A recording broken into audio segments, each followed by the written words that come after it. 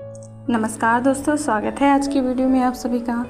हिंदू धर्म में देवी देवता की पूजा के समय दीपक जलाना बहुत ही शुभ माना जाता है। मान्यता है कि दीपक जलाए बिना पूजा पूर्ण नहीं होती है। दीपक जलाने से न सिर्फ देवी देवता प्रसन्न होते हैं, बल्कि घर में सकारात्मक ऊर्जा अधिक पैदा होती है, जिसके कारण घर में सुख शांति खुशहाली रहती है।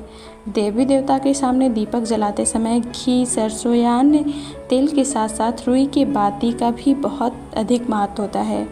आज की इस वीडियो में मैं आपको बताने वाली हूँ कि जब हम पूजा करते हैं और दीपक जलाते हैं तो कभी कभी ऐसा होता है कि दीपक की बाती पूरी जल जाती है और कभी कभी वो बाती पूरी नहीं जलती है, बच जाती है। तो हमें उस बाती का क्या करना चाहिए, उससे पहले मैं आपको ये बताऊँगी कि हमें कौन से भगवान के सामने कौन सी बाती का दिया जलाना चाहिए। आइए वीडियो शुरू करते हैं।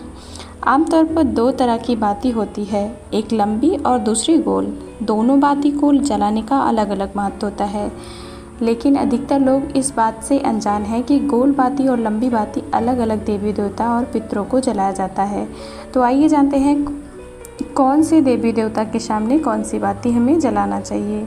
सबसे पहले बात करते हैं लंबी बाती वाला दीपक हमें कहाँ जलाना चाहिए। शास्त्रों के अनुसार अगर आप लंबी बाती का दीपक जलाते हैं तो इस बात का बहुत विशेष ख्याल रखें कि इस तरह की बाती केवल माँ लक्ष्मी, दुर्गा जी, सरस्वती सहित अन्य देवी के पूजा में, कुल देवता के पूजा में आंवला के पेड़ के नीचे जलानी चाहिए। लक्ष्मी जी के सामने लंबी बाती लगाने से धन की वृद्धि होती है और कुल देवता के समक्ष ये बाती जलाने से कुल की वृद्धि होती है। लंबी बाती जलाने से सुख समृद्धि और धन संपदा ऐश्वर्य की वृद्धि होती है। गोल बाती अमावस्या या अन्य किसी दिन पितरों के लिए दीपक जलाते समय जलाई जाती है। तो इस बात का विशेष ख्याल रखें कि लंबी बाती का इस्तेमाल करें, लेकिन गोल बाती का इस्तेमाल करने से पितृ कभी भी प्रसन्न नहीं होते हैं। घर में दरिद्रता का वास होने लगता है, जिससे घर में रहने वाले सदस्यों की तरक्की पर बुरा असर पड़ता है। तो आप पितरों के सामने लंबी बाती का दिया जलाएं।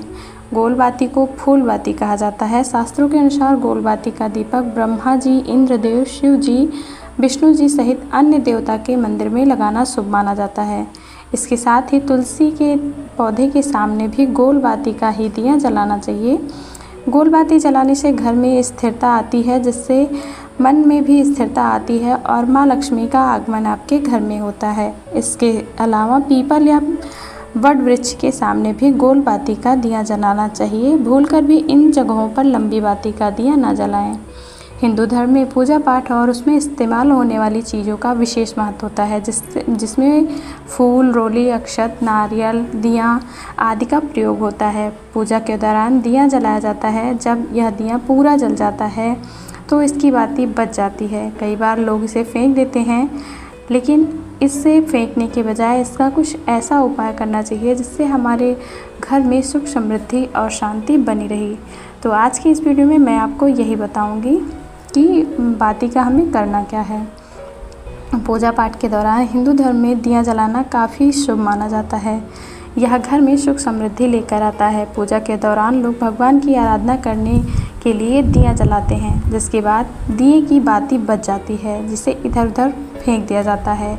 पूजा के बाद बची हुई बाती यहाँ वहाँ फेंकना अशुभ माना जाता है। इसकी आप किसी कपड़े में बांध दें और किसी कपड़े में बांधकर इसे नदी में फेंक दें या किसी जलाशय में डाल दें।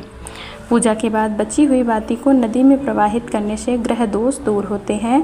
इसे कभी कचरे में ना फेंकें। पूजा के बाद दिए की जो बची बाती है उसे आप केले के पेड़ में भी डाल सकते हैं या किसी भी पेड़ के नीचे दबा दें।